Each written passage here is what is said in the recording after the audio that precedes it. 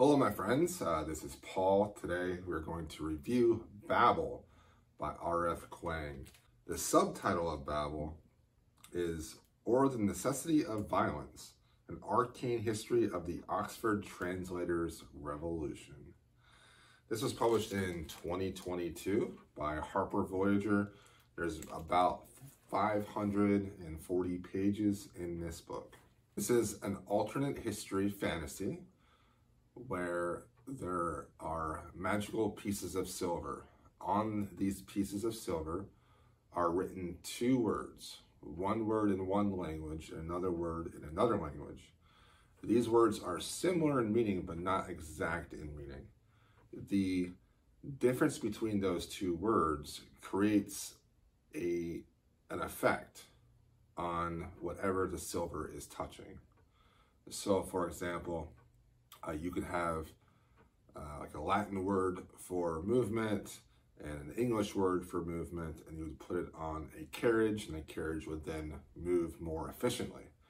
And it's really interesting because it's the difference between the two words that makes the effect happen. This novel takes place in the 1830s during the height of the British Empire and colonialism. The British Empire has used silver and the magic properties of silver to subjugate the world even more so than in our history. So think of all the things that we use electricity for in our world. They try to use the silver and the magic in this world to compensate for not having electricity. So you can imagine how important these bars of silver and these words are to the entire world. So as Britain is colonizing the world, they are also taking children from these countries because they speak the native language, in teaching them English, teaching them Latin, teaching them Greek.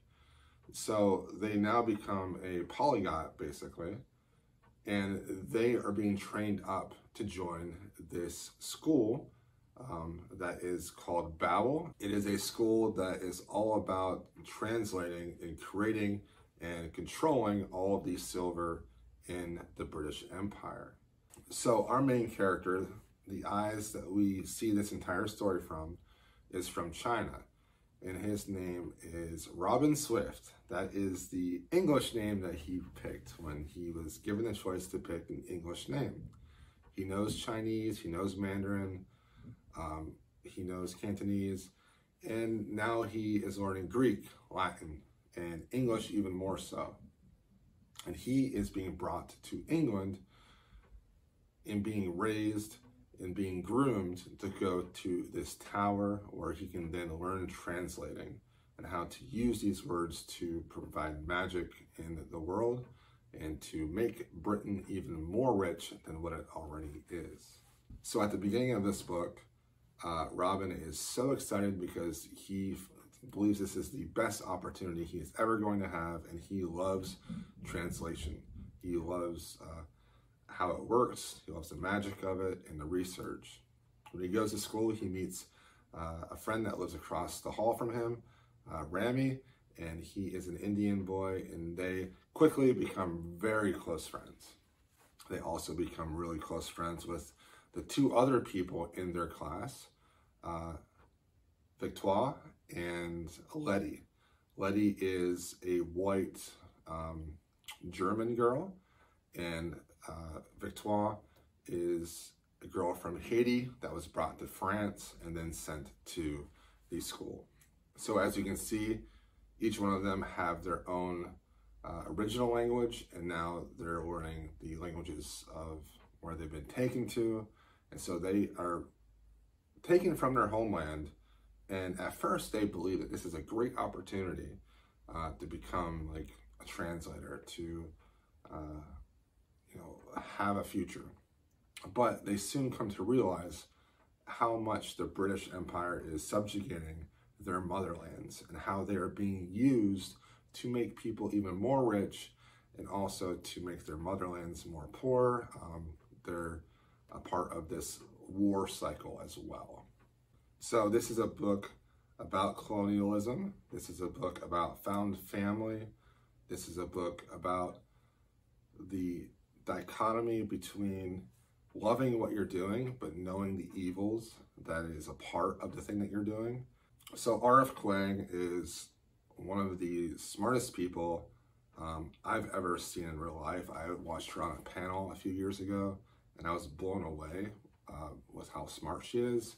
Let's see her bio real quick.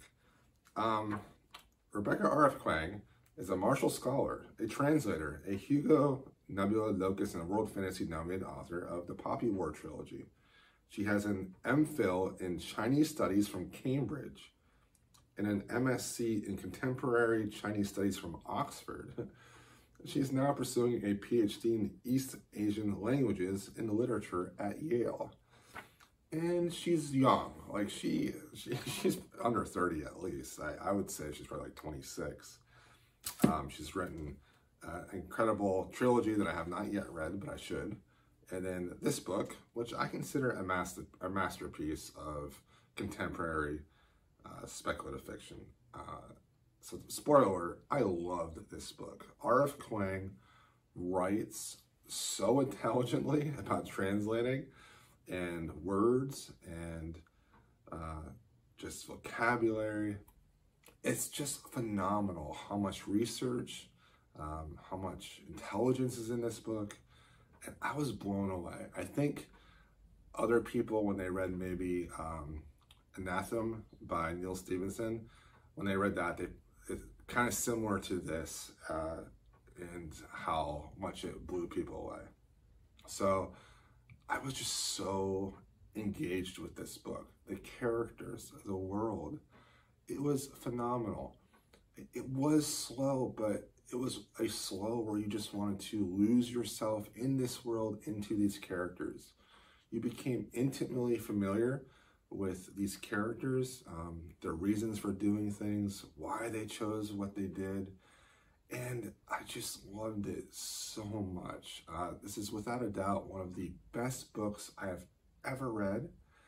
There are points in this book where I was so surprised, and I love that about books.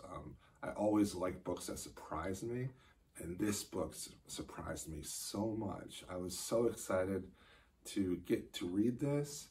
I read a lot of it in 2 days, and then I had to take like 3 or 4 days during the week to read the rest. But it was phenomenal, and I highly recommend it. The only negative thing I can say about this book is I think the ending lingers a little too much.